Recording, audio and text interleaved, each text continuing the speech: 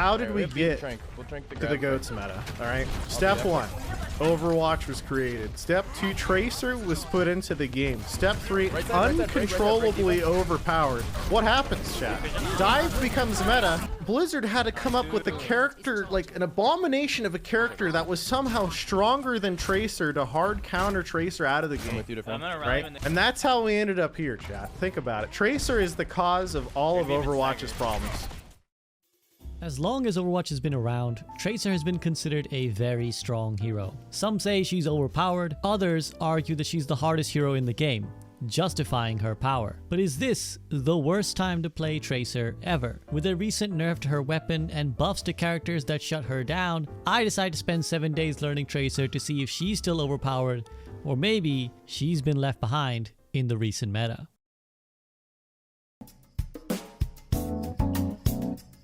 Day 1 of Tracer actually went well. Really well. I was prepared for the worst, knowing how hard this hero is to play, but literally immediately, I found there to be incredible power in her kit. This, for example, was the literal first fight I had on Tracer.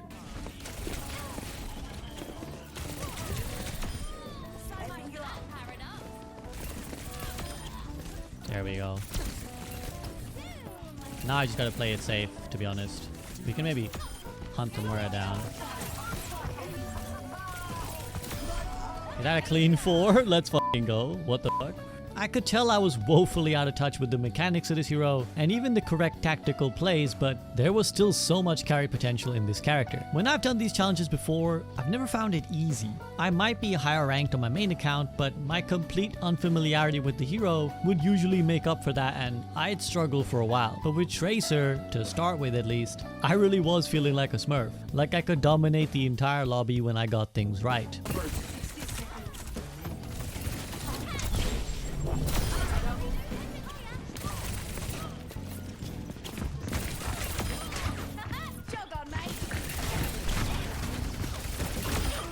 But I knew that wouldn't last for long. I knew it was too good to be true, and sure enough, there was a demon or two lurking beneath the surface, waiting for me to have the slightest amount of fun before they reared their ugly 10-gallon heads.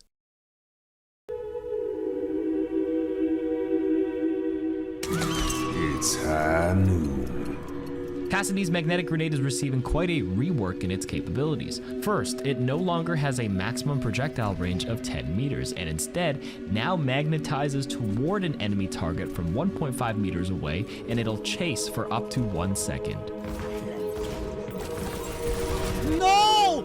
No! No! No, no, no! I refuse! I refuse to believe this was fair! There's no way!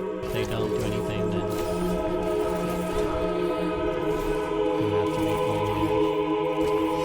There's no... I will actually rage quit this game, dude. I will actually rage quit this game. Cassidy. Cassidy. I've been playing Overwatch since launch, so I have seen some of the dumbest, wildest ideas come and go. Like when the developers thought that Moira should be able to fade while stunned, or release Brig. But I can confidently say the magnetic grenade, or the Magno Bang as I like to call it, is the single dumbest ability I have ever faced in any competitive game ever. It is so bad that it makes me truly wonder if the devs didn't just play this twice and throw it out to the public with zero thought. Once people realized I was doing any amount of work on Tracer, they would pull out the Cassidy and make my life hell. Bro, that still got me? Wait a minute.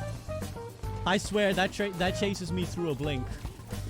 I can't with this ability, dude. I can't with this ability. Now, since the release of Overwatch, Cassidy has been considered a good answer to Tracer because his then flashbang ability allowed him to stop Tracer's greatest strength, her mobility, and then kill her in this brief window he had stunned her. But that was a skill matchup. The flashbang duration was very short and required the Cassidy follow up instantly with a headshot of his own. The flashbang itself could not be thrown very far, and as a Tracer player, you knew the limits of what the ability could do. With the Magno Bang, it knows no bounds. Space and time itself bent so that even if you thought you had blinked away from the magnetic grenade, it would attach onto you, denying you the ability to move and doing 80 damage to you more than half of Tracer's health, meaning that several times I would blink away around a corner thinking I had dodged it, only for it to come flying after me like Bobby Kotick chasing money, latch on, and now make me a sitting duck. It was infuriating. But it didn't stop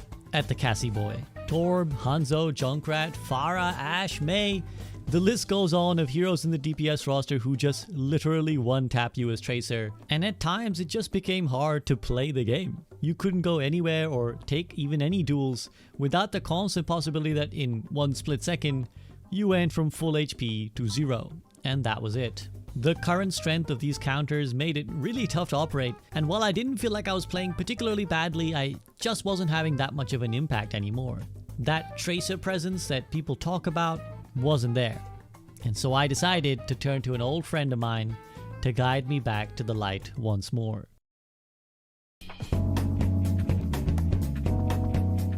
Awkward is, for my money, the best ranked player coach in all of Overwatch. There's not much more I can say other than that he's just very good at everything to do with the game. And he's done several unranked GMs without losing a single match, including on Tracer. My most popular video on my second channel is one of me getting coached by him while playing Ana in a way that transformed even my GM gameplay to a whole nother level. And he brought that same energy to Tracer. Immediately, the first thing we focused on was uptime. See, I was trying to be too tactical on Tracer, too focused on, oh well, if I draw some attention and create some threat for my team, then that'll make a small advantage for them to capitalize on.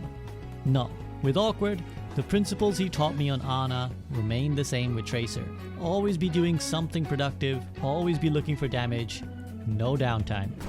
The most important one is having uptime, because you doing something is the foundation of figuring out what you're doing wrong. Because if you engage one time every minute, how can you tell how could have engaged better? Because you very rarely engage. Improving in any other skill. Let's think about sculpting. If you go and sculpt once a year, how can you become better at sculpting if you do it once a year? It's like engaging. If you do it once a minute, it's gonna be very hard to how can I do better target priority? How can I use cover better? If you're never gonna figure it out because you don't have enough sample size. So having the uptime is the most basic foundation and fundamental in this game.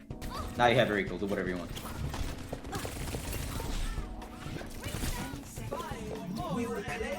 Too much out of the fight. Yeah. This is value. Keep shooting. Yeah, it is, but keep shooting. Even if you're far away, just apply the pressure. Keep shooting. Nice. Actually, I want to say something. The way you maneuver around the map is great, and the way you use cover is great. Do not underestimate that skill. Right. I think you're worried about dying a little bit too much. Remember, you have cover, you have corners that you can play around, which you did. You see, they just went in against a Visor, against a Widow shooting at you, maneuvered around. Nobody killed you. You were fine.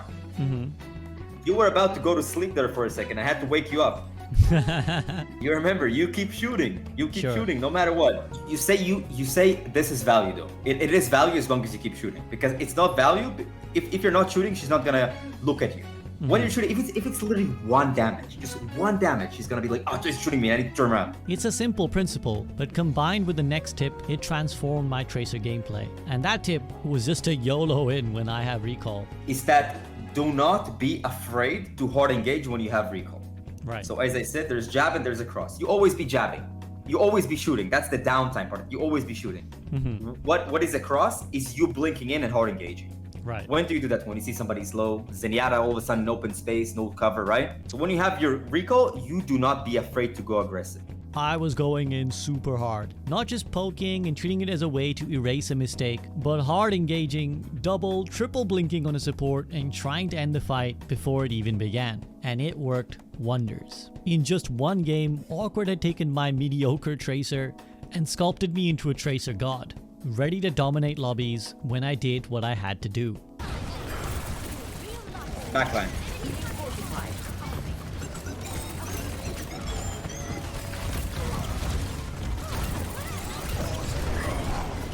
Oh god.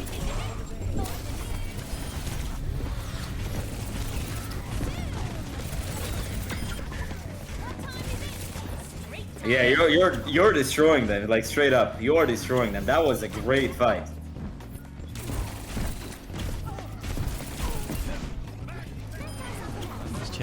a sec. And now he was looking at you, brought his HP down. The cast just came from the side. Whoop, one shot, he's dead. Compared to last game, this was complete domination. This was not even remotely close. This was a game that people would be like, Tracer is smurfing. The power of good coaching, which you can watch at this convenient location.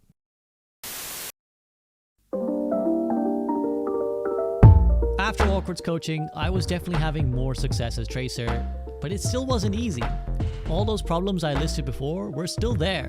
The constant feeling like my life was in peril from just about half the Overwatch roster who could kill me instantly. Hey, knock it off! There's a kid back there! I'm in danger! And I definitely could feel the spread nerf. So many times I just left someone on like 10 HP, knowing they would have been dead before this latest change. But honestly, that's a skill issue on my part.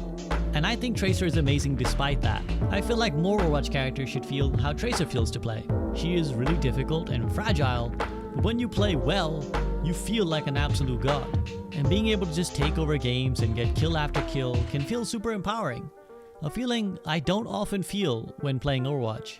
I enjoy the team play aspects as much as the next guy, but sometimes you just feel powerless, and you just want to be able to do it by yourself, and Tracer definitely has that potential.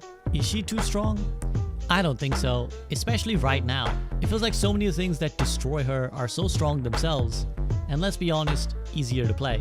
But she definitely still has the potential that she's had since the launch of Overwatch to be that annoying, unkillable mosquito ruining backlines in days. And that's, honestly, how it should be.